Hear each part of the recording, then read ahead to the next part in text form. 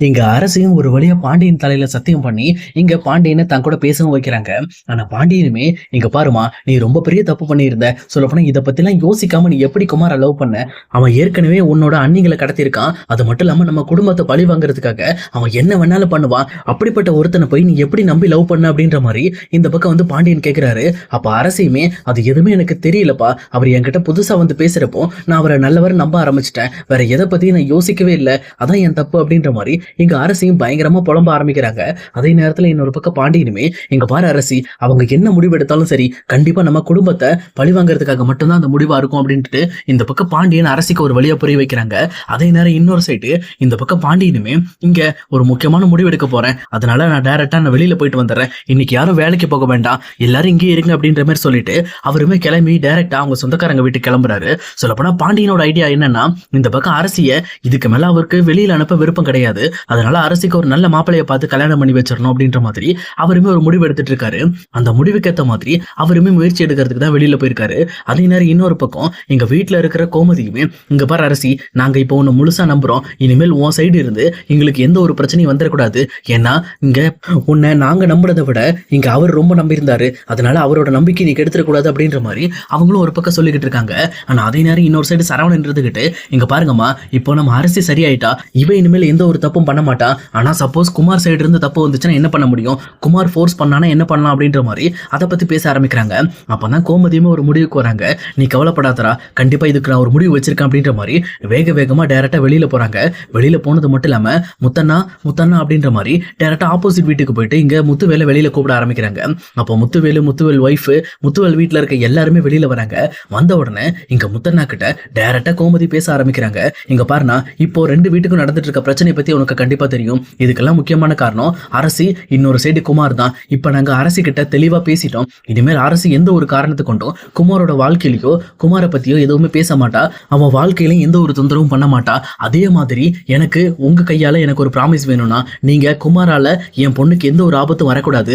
எந்த ஒரு ஆபத்து வந்துச்சுனாலும் அதுக்கு பொறுப்பு நீங்க தான் அப்படின்ற மாதிரி, அந்த பொறுப்புக்கான ஒரு அங்கீகாரத்தை நீங்க தான் எனக்கு கொடுக்கணும் அப்படின்ற மாதிரி இங்க கோமதி டைரக்டா இங்க முத்துவேல் கிட்ட கேட்கறாங்க.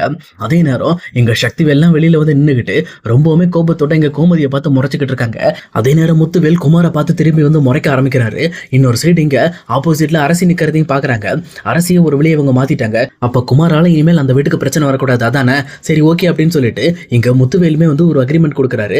இங்க பாரு, இனிமேல் வந்து எந்த ஒரு காரணத்தை கொண்டு குமாரால அரசியோட லைஃப்க்கு எந்த ஒரு பிரச்சனையும் வராது, இதுக்கு நான் கேரண்டி தரேன். இனிமேல் வந்து குமார் அந்த சைடு தலை வச்சு படுக்க மாட்டான் அப்படின்ற மாதிரி குமாரை பார்த்து முறைச்சுக்கிட்டு இந்த ஒரு கேரண்டியும் இன்னொரு பக்கம் அங்க முத்துவேல் கொடுக்குறாரு. ஆனா இதை பார்த்துட்டு இருக்க சக்திவேலுக்கு ரொம்பவே டென்ஷன் ஆகுது.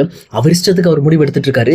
என் பையன் விஷயத்துல நான் தானே முடிவு எடுக்கணும் அப்படின்ற மாதிரி ரொம்பவுமே கோவப்பட ஆரம்பிக்கிறாங்க. பட் இருந்தாலும் சபையில கோவப்படக்கூடாது அப்படிங்கிறதுனால கொஞ்சம் சைலண்டா இருந்துட்டு அதுக்கப்புறம் கொஞ்சம் கொஞ்சமா தன்னோட வேலையை ஆரம்பிக்கலாம் அப்படின்ற மாதிரி ஒரு முடிவோட இருக்காரு. இன்னொரு பக்கம் அங்க கோமதியுமே அந்த விஷயத்தை கேட்ட உடனே தான் கொஞ்சம் நிம்மதியாகிறாங்க. இதுக்கு மேல முத்தண்ண பாத்துக்குவாரு, நம்ம வேலையை நம்ம பார்க்கலாம் அப்படின்ற மாதிரி அங்க இருந்து கிளம்புறாங்க. ஆனா அதே நேரத்துல இங்க வீட்டுல இருக்க சுகன்யாவும் பயங்கரமா ஒரு நரித்தன பிளானோட இங்க டைரக்டா வந்து சக்திவேலுக்கு கால் பண்றாங்க. அவங்களும் வீட்டுல இருந்து கால் பண்ணல, வீட்டுல இருந்து வெளியில போய் கால் பண்றாங்க. அப்ப சக்திவேலுமே போன் எடுத்துட்டு, என்ன சுகன்யா, அந்த வீட்டோட ஆளுங்க கூட சேர்ந்துட்டு போல இருக்கு, இப்போ குமாரையும் அரசியும் பிரிச்சுட்டாங்க, இப்போ எங்க போறது உன் பிளானை வச்சு, உன் பிளான் எல்லாம் வேஸ்டா போச்சா அப்படின்ற மாதிரி கொஞ்சம் கோவப்பட ஆரம்பிக்கிறாங்க.